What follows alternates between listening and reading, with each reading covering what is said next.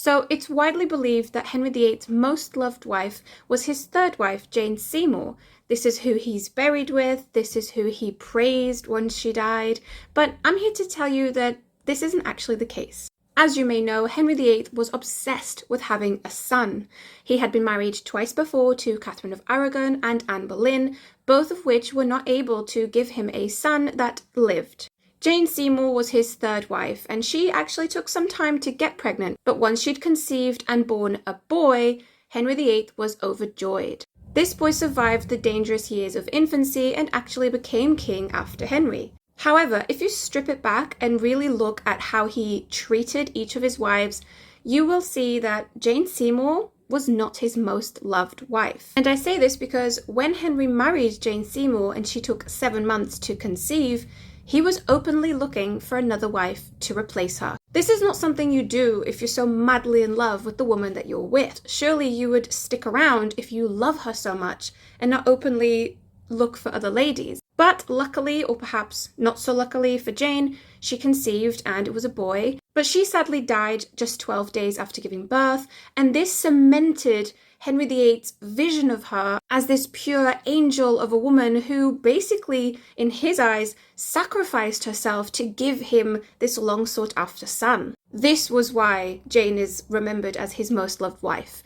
This is why Henry is buried with Jane, to strengthen this image that his marriage to Jane was the only one that mattered to him. It was his first wife. This is how he considered Jane, his first wife, and he only considered Catherine Parr as his second wife.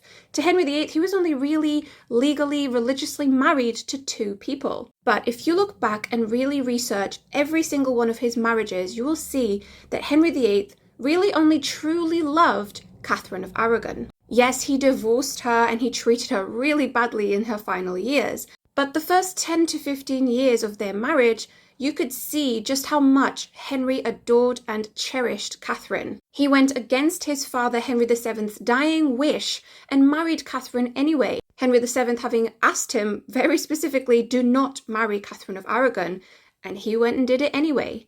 He really admired and respected Catherine. He saw her as the epitome of what it was to be a queen. And as I say, the first few years of their marriage was very happy. He was very supportive of her when she lost their first few babies. And it was only when she was getting older and more babies were dying that he became impatient. And of course, as we know, he felt like he needed a son to follow his reign.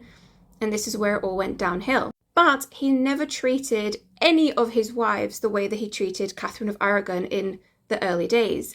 And this to me proves that he really only loved her, at least in the beginning. And you can read about all this and more in my book, The Forgotten Prince, which follows the early relationship of Henry VIII and Catherine of Aragon. Get your signed copy from my TikTok shop or head to Amazon.